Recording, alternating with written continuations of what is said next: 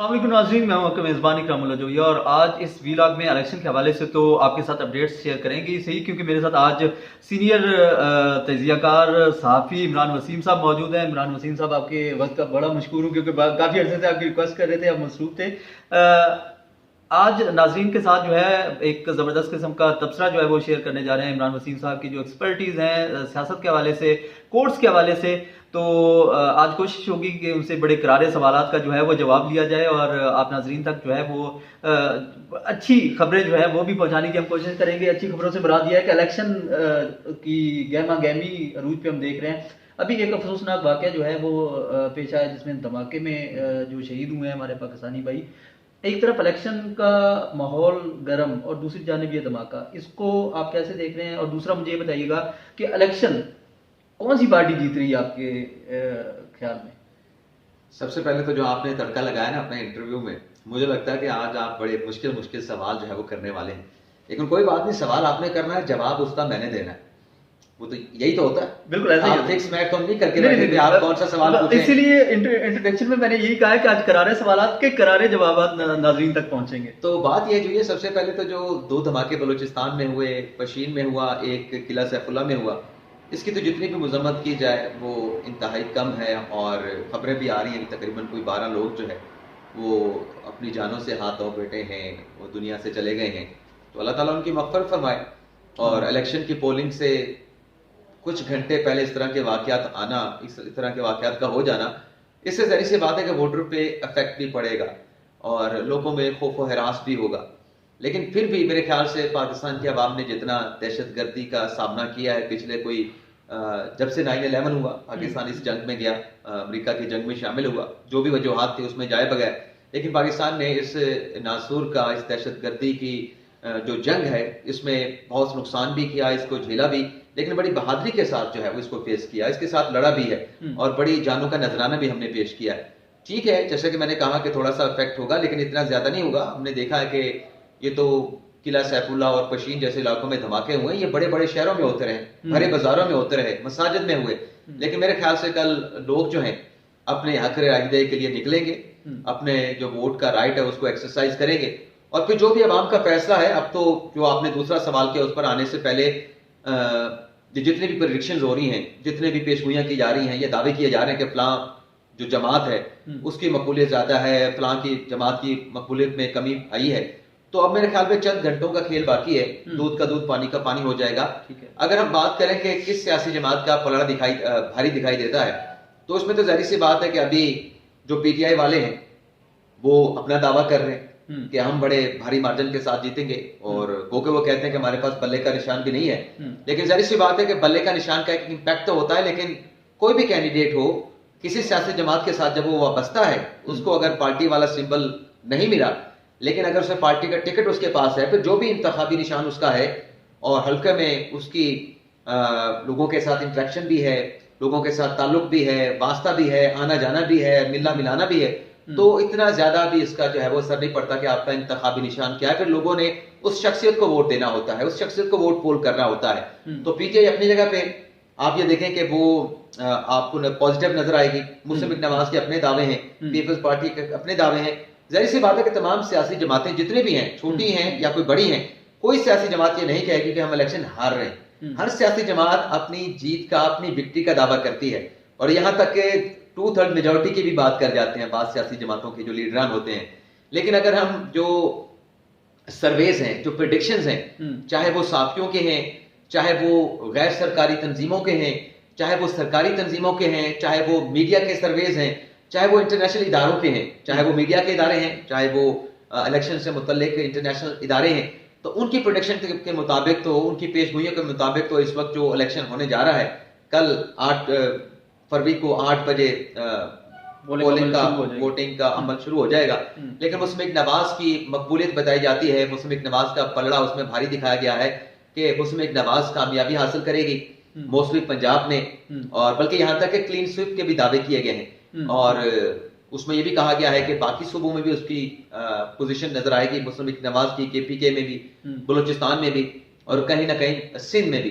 तो अभी तो जो वाइब्स आ रही हैं, जो हवा चल रही है या जो आवाज उठ रही है, वो मुस्लिम लीग नवाज की उठ रही है। अच्छा, मुझे ये बताइएगा, मुस्लिम लीग नवाज जो है वो जीतती आ रही है, दूसरी जानिब जो है इसी बात को काउंटर करते हुए पाकिस्तान तहरीक इंसाफ का जो बयानिया है वो सामने नजर आता है कि इस दफा जो पूरी हुकूमती मशीनरी है और ऐसे जो गायबी कुव्वतें हैं वो सारी जो हैं वो मुस्लिम लीग नून के ऊपर उनकी शफकत है, तो उस वजह से वो जीत रहे हैं, वरना जो ग्राउंड रियलिटीज पे जो है वो पाकिस्तान तहरीक इंसाफ के जो वोटर्स हैं वो ज्यादा हैं। और साथ ये भी कहा जाता है कि हम जीत नहीं पाएंगे सिर्फ इनके इन जो गैबी हाथों की वजह से, तो इसमें कितनी सदाकत है, ग्राउंड रियलिटीज आप कैसे देखते हैं? देखिए, ये बात आपकी ठीक है कि जिस तरीके से level playing field Pakistan Tehreek Insaf को मिलना चाहिए था, उस तरीके से पाकिस्तान तहरीक इंसाफ को लेवल प्लेइंग फील्ड नहीं मिला। लेकिन उसकी वजूहात भी हैं। इकराम, उसकी वजूहात में भी आप जाएं, यानी आप ये देखें कि अगर बल्ले का निशान नहीं मिला, उस पर अगर पाकिस्तान तहरीक इंसाफ कहते हैं कि हमें बल्ले का निशान नहीं मिला, तो हमारा जो फील्ड था, हमारे पास तो फील्ड है ही नहीं, हमसे फील्ड छीन लिया गया, तो उसमें उनकी अपनी कमियां कोताहियां हैं। जो काम उनके करने के थे वो दूसरों से तवक्कुआत लगा के पाकिस्तान तहरीक इंसाफ वाले बैठे थे, तो जब आप अपना काम नहीं करेंगे तो दूसरे आपका काम क्यों करेंगे? तो बल्ले के निशान के हवाले से अगर इनसे ये सिंबल ले लिया गया, तो इसमें खुद आपने यहाँ पे सुप्रीम कोर्ट में कवर किया कि अगर इलेक्शन ठीक करवाते तो मेरे ख्याल से बल्ले का निशान भी इनके पास होता। लेकिन सबसे बड़ा जो सेटबैक पाकिस्तान तहरीक इंसाफ के लिए था वो 9 मई के वाकयात थे, और उस हवाले से इनको बहुत ज्यादा फेस करना पड़ा। और जाहिर सी बात है कि जब आपने कुछ ऐसा कर रखा हो जो कि रियासत के लिए काबिल कबूल ना हो, तो फिर आपके लिए मसाइल होते हैं, तो आपके लिए मुश्किलात होती हैं। तो ये जो मुश्किलात पाकिस्तान तहरीक इंसाफ को अपने इकदामात की वजह से, अपने फैसलों की वजह से, जिसमें मेन जो चीज है वो 9 मई के वाकयात है कि इमरान खान साहब गिरफ्तार हुए, फिर जो रद्दअमल आया वो रद्दअमल ऐसा नहीं था कि वो एब्रप्टली आ गया, वो बकायदा प्लान नजर आता है कि प्लान किया गया था कि अगर इमरान खान साहब गिरफ्तार होते हैं, पहले तो आप देखें ना, जब वो जमान पार्क से निकले थे तो व्हील चेयर पे थे, लेकिन जब इस्लामाबाद हाई कोर्ट पहुंचे उनको गिरफ्तार किया गया तो व्हील चेयर से उठ के खड़े हो गए, आपको भागते दौड़ते नजर आए। फिर उनको जब जेल से यहाँ पे पेश करने का हुक्म दिया गया सुप्रीम कोर्ट में, तब भी पीटीआई के चेयरमैन बानी तहरीक इंसाफ इमरान खान अपने पांव पे चल के आए, फिर हाई कोर्ट में गए, पांव पे चल के गए। तो उनका जो पूरा एक बयानिया नजर आता है कि वो पूरा प्लान किया गया था। और फिर एक उसमें ये है कि हकीकत से बहुत दूर था उनका जो बयानिया था। आप साइफर की साजिश देख लें या आप 9 मई के वाकयात को भी देख लें, मतलब उनकी बातों की ये समझ नहीं आती कि आप 9 मई के वाकयात को इंडोर्स कर रहे हैं या उनकी मजम्मत कर रहे हैं। सुप्रीम कोर्ट में मजम्मत नहीं की, सुप्रीम कोर्ट से रिहा होने के बाद, हाई कोर्ट से जमानतें लेने के बाद फिर उसकी मजम्मत भी की, और फिर मजम्मत करने के बाद कुछ वक्त जब गुजरा तो फिर उसी 9 मई के वाकयात को एस्टेब्लिशमेंट के ऊपर डालने की कोशिश की गई और ये बयानिया दिया गया कि ये तो एक झूठा ऑपरेशन था, झूठा जो है ये सारा वाकया हुआ था, ये तो खुद इन्होंने किया था। तो किस जगह पे खड़े हैं? और मेरे ख्याल से जब ये सब कुछ हुआ था, अगर पाकिस्तान तहरीक इंसाफ कोई एक मेजोरिटी वाला फैसला करते, तो जितने भी लोग थे अगर उनसे लाताल्लुकी का इजहार कर देते और तहम्मुल का मुजाहरा करते और एतमाद साजी स्टेक होल्डर के साथ करते, तो मेरे ख्याल से ये माहौल उनके लिए ना होता। ये जो हम बात करते हैं कि लेवल प्लेइंग फील्ड नहीं मिली, इसमें ज्यादातर उनका अपना हाथ है, अपने केसेस हैं।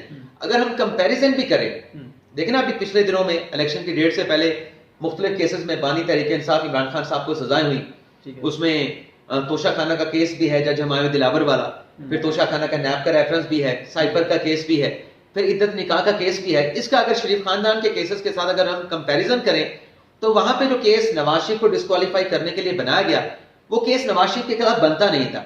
लेकिन चूंकि उस वक्त मतमा नजर ये था कि अगर नवाज शरीफ के खिलाफ केस नहीं बनाएंगे तो नवाज शरीफ कैसे डिस्क्वालीफाई होगा, उसे वजारत उज़्मा की कुर्सी से कैसे हटाएंगे, तो वजारत उज़्मा की कुर्सी से नहीं हटाएंगे तो इमरान खान साहब कैसे वजीर आजम बनेंगे या उनकी हवा कैसे चलेगी। तो वो एक मकसद नजर आ रहा था, जो प्रोजेक्ट इमरान खान था वो नजर आ रहा था। यहां पे आप ये देखें कि जो खान साहब की कन्विक्शंस हुई उसमें 2-3 बातें की जा रही हैं, मैं एक एक करके सारी आपके सामने रखता हूं। कि खान साहब के वाले से कहा जाता है कि ये जो सजाएं हुई हैं, ये इलेक्शन से पहले उनको कन्विक्ट करना मकसूद था। ठीक है, फैसले पे क्या सवाल उठ रहा है कि इलेक्शन से पहले उनको कन्विक्ट करना मकसूद था, यानी अगर ये सजाएं इलेक्शन के बाद हो जाती तो फिर ठीक था। फिर वो सजाएं क्या ठीक थी? फिर ये सवाल तो उठता है ना। तो अगर इलेक्शन के बाद वो सजाएं ठीक थी तो इलेक्शन से पहले हो जाए तो फिर वो कैसे खराब हो सकती हैं? और फिर एक और चीज भी है कि जब लोगों ने अपना राइट, वोट का जो राइट है उसको एक्सरसाइज करना है, तो क्या अवाम को यह नहीं पता होना चाहिए कि वो किसको वोट डालने जा रहे हैं? अब मैं किसी का नाम नहीं ले रहा, और जिसको वोट डालने जा रहे हैं अवाम को ये नहीं पता होना चाहिए कि उसका किरदार क्या है, उसका कंडक्ट क्या है, वो कहता क्या है, वो करता क्या है, उसका कॉल क्या है, उसका फेल क्या है। तोशा खाना में कोई चीज ऐसी नहीं, मेरिट पे अगर हम देखें तो खान साहब ने तोशा खाना से तहफ लिए, इसमें तो खान साहब का एतराफ मौजूद है। तोशा खाना से तहफ लिए कि नहीं लिए, आप बताएं? लिए ना।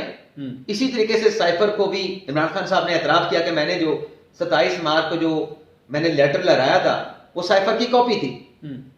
अब साइफर की कॉपी लहराना या साइफर, बल्कि एक्चुअल आप साइफर को लहराएंगे और उसके बारे में कुछ बताएंगे नहीं, लोगों को पता नहीं चलेगा। जब आप साइफर की कॉपी लहराएंगे, उसके मंदरजात आप अपने अंदाज से लोगों को बताएंगे, तो उसके अंदर जो एक सीक्रेट मैसेज है वो तो आपने फिर पब्लिक कर दिया, जो कि आप अंडर ओथ थे, आप नहीं बता सकते थे, और आपको ये कहा गया आपके प्रिंसिपल सेक्रेटरी की तरफ से, वजीर खारजा की तरफ से, आप ऐसा ना करें। लेकिन आपने उस वार्निंग को जो आपको मुतनबे किया गया कि ना करें, आपके लिए कानूनी तौर पे मसाइल पैदा हो सकते हैं, लेकिन आपने एक सेक्रेटरी की बात नहीं मानी, अपने प्रिंसिपल सेक्रेटरी की बात नहीं मानी, तो फिर आपको झेलना पड़ा। वो एक अलग बहस है कि इलेक्शन से पहले क्यों, इलेक्शन के बाद क्यों नहीं। इसी तरीके से तोशा खाना का जो केस है, उसमें जो ज्वेलरी का सेट है, ये केस खत्म हो सकता था। कैसे खत्म होता? मतलब इसकी असेसमेंट की गई, तखमीना लगाया गया कि ये जी 3.25 अरब का था, खान साहब ने 1 करोड़ 80 लाख के लगवा के 90 लाख रुपए जमा करवा दिया, तो आप वो तोहफा वापस कर देते। आपको कहा गया ना कि आप उसको बुलाएं। नैब के दफ्तर में जब आपकी इंक्वायरी हो रही थी, आपसे पूछा गया, 6 मौके आपको दिए गए कि वो सेट जो है ग्राफ ज्वेलरी सेट आप पेश कर दें, आपने पेश नहीं किया। आपकी अहलिया बुशरा बीबी साहब को कहा गया आप पेश कर दें, आपने पेश नहीं किया। तो जज साहब ने जो फैसला दिया उसमें लिखा गया कि जनाब आपका बेहतरीन डिफेंस था, अगर आप पेश कर देते, आपने पेश नहीं किया, और कानून ये कहता है कि जो आपका बेहतरीन दिफा है, आप उसको अगर पेश नहीं करते तो फिर अदालत जो है एडवर्स जो राय है, एडवर्स जो ओपिनियन है, वो आपके खिलाफ ले सकती है और वो आपके खिलाफ फैसला होगा। इसी तरीके से इद्दत निकाह में देख लें, जब ये इद्दत के निकाह वाला मामला 2018 में उमर चीमा साहब की स्टोरी थी, आज ये कहते हैं कि 1 जनवरी 2018 को निकाह हुआ। उस वक्त कहते थे कि नहीं, 1 जनवरी 2018 को निकाह नहीं हुआ, इनकार करते थे, बयानात मौजूद है।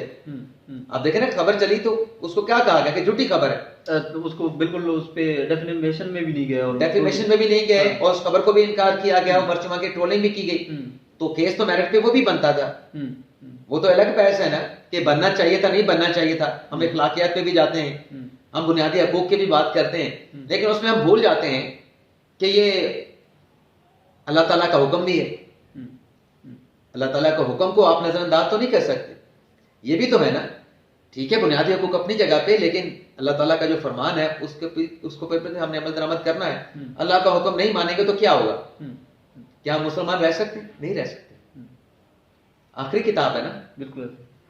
तो केस तो सारे उनके मेरिट पे थे, कोई तकाबली जायजा नहीं बनता। इमरान वसीम साहब, मेरा यहाँ पे ये सवाल बनता है, देखें हमेशा से करिश्माती हाथ जो हैं वो इलेक्शन से कबल जो है वो एक पार्टी को जो है वो ऐसे ही ज़ेर अताब लाते हैं। नवाज शरीफ के साथ भी ऐसा हुआ, इमरान खान के साथ अब ऐसा हो रहा है। तो क्या ये जमहूरियत में ऐसा अमल जो है, जमहूरियत जो है उसमें, जमहूरियत में तमाम पार्टीज को इलेक्शन के लिए फ्री एंड फेयर जो है वो माहौल होना चाहिए, ताकि अवाम जो है वो खुद से फैसला करें और जिसको वो वोट देना चाहते हैं। लेकिन ये जो करिश्माती हाथों की वजह से ऐसा होना, ये कब तक ऐसा होता रहेगा? कब तक जमहूरियत ऐसे हमें मिलती रहेगी, इलेक्शन ऐसे होते रहेंगे? देखिए, मैंने ये पूरा जो एक्सप्लेन किया है, यही बात की है कि जो वहां तब केसेस बनाए गए। देखें, एक ही केस को 3 केसेस में तकसीम किया गया नवाज शरीफ के खिलाफ, जो कि केस बनता नहीं था। ऑन रिकॉर्ड जो स्टेटमेंट था हुसैन नवाज का था कि वो फ्लैट मेरे हैं। ठीक है, जब एक बंदा मान रहा है कि फ्लैट मेरे हैं, तो आप नवाज शरीफ के खिलाफ केस कैसे बनाएंगे? मैंने यही तो आपको बताया कि वहां पे केसेस बनाए गए, क्योंकि पता था कि अगर हुसैन नवाज पे बनाए गए, और यहाँ पे जो है यही बता रहा हूं ना कि वहां पे केस बनाए गए, क्योंकि अगर हुसैन नवाज के खिलाफ केस बनाते तो उससे नवाज शरीफ ने हिट नहीं होना था। यही तो मैंने आपको बताया। लेकिन नवाज शरीफ को हिट करने के लिए उनके खिलाफ केस बनाया गया। बतौर साफी, इस इलेक्शन को आप कैसे देखते हैं? क्या कितने % इसको फ्री एंड फेयर इलेक्शन आप काउंट करें इस दफा जो इलेक्शन कल जैसे होने लगा? वही बात कर रहा हूं कि जो लेवल प्लेइंग फील्ड की बात है वो अपनी जगह पे है, वो अपनी जगह पे है। लेकिन मैं ये बात कर रहा हूं कि उसकी वजूहात में भी तो आप जाए ना।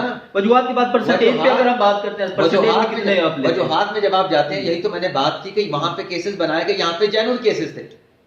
इससे आपने बढ़ खुद के अपने खिलाफ केसेस बनाए, हाँ। आप खुद बताएं कि एक चीज को आप अपने बयानात में, जो मैंने पहले बात की, कॉल ऑफ फेल में लोगों को ये मौका मिलना चाहिए कि लोगों को पता चले कि आपके कॉल ऑफ फेल क्या है, आप कहते हैं कि आप करते क्या है। तो इमरान खान साहब जब वजीर आजम नहीं बनते तो क्या कहते थे कि तोशाखाना के तोहफे तो स्टेट गिफ्ट होते हैं, ये आपको नहीं लेने चाहिए, आपको तोहफे नहीं रखने चाहिए।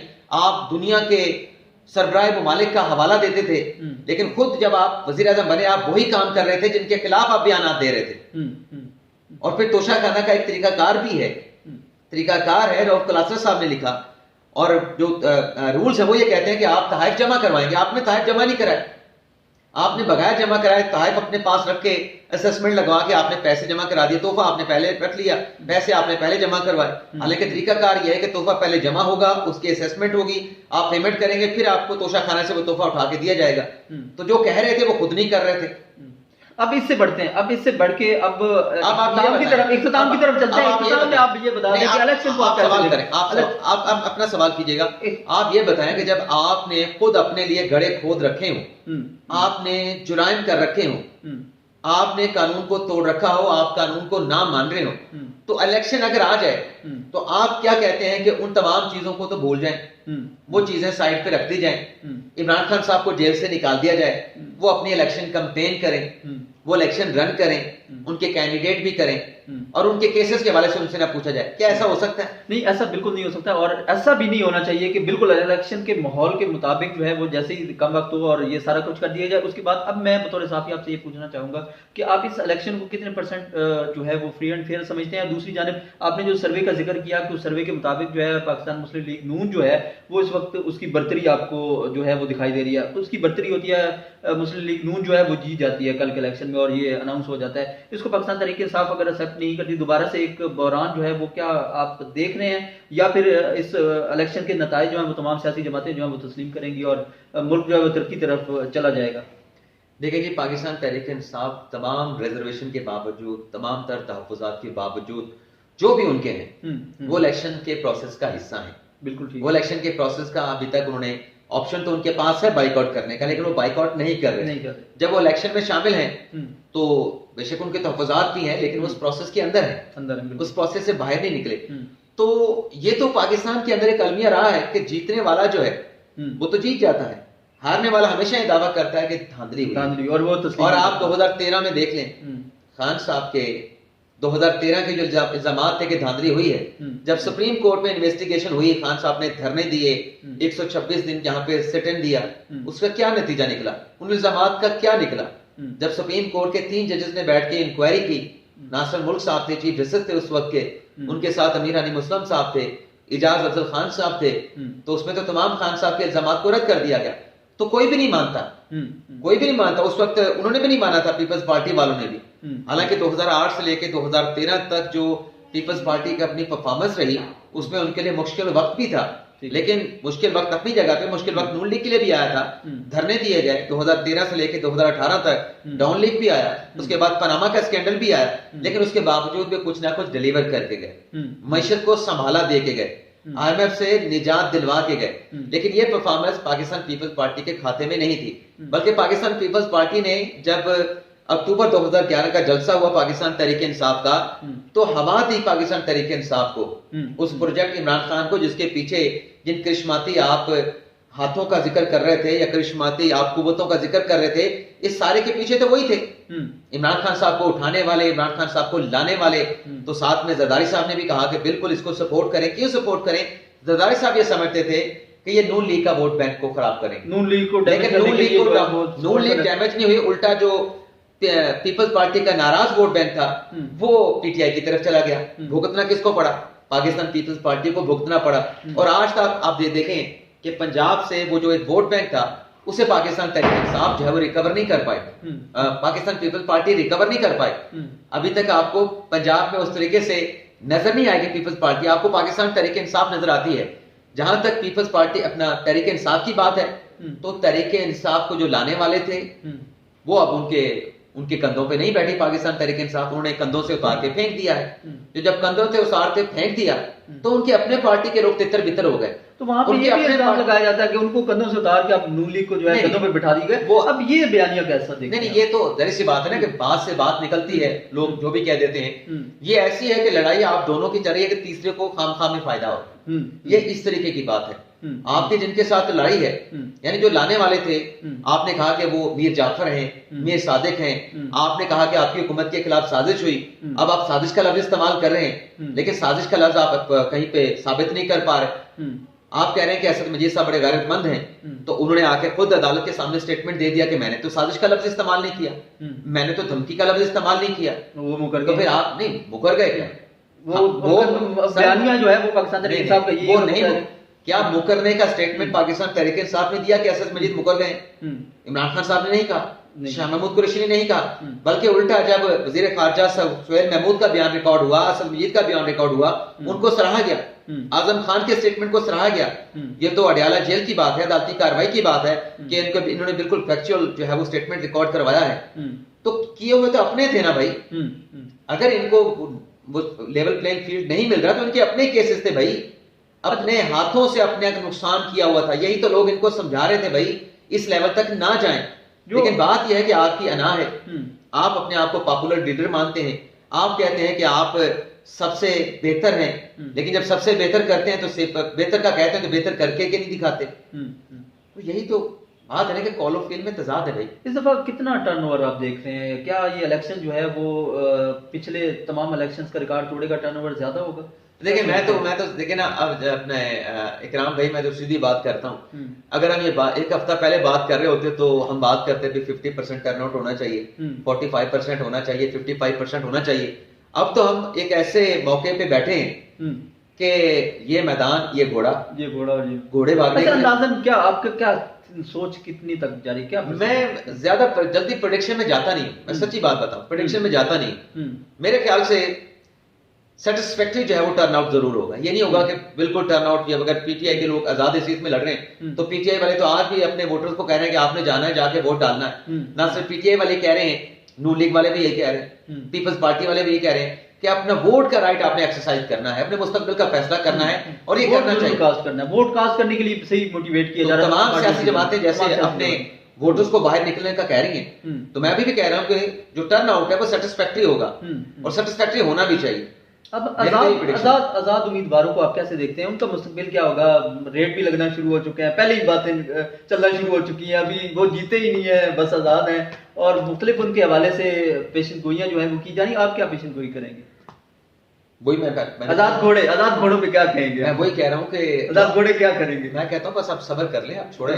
हमारे बहुत सारे साथी जो है वो दावे कर चुके हैं, वो पेशगोइयां कर चुके हैं, तो उनकी पेशगोइयां, उनके दावे हकीकत में कितने बदलते हैं उनको देखते हैं, हम उसका इंतजार करते हैं।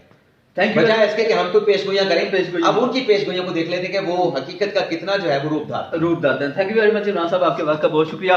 नाज़रीन, इमरान वसीम साहब सीनियर जर्नलिस्ट हैं, सुप्रीम कोर्ट को कई सालों से जो है वो कवर कर रहे हैं और सियासी अमूर पर काफी गहरी नजर रखते हैं। आज हमारे साथ सुप्रीम कोर्ट तो करता है अपने इदारे के लिए, जी लोग तो पूरा ओवरऑल हमारे साथ जो है वो अपना जो है साफ्ती कैरियर की बहुत सारी चीजें जो है शेयर कर रहे थे, उनके शुक्रिया हमने अदा किया। आपको ये खुसूसी व्लॉग जो है वो कैसा लगा जरूर कमेंट्स के जरिए आगाह कीजिएगा। अल्लाह ने के बाद।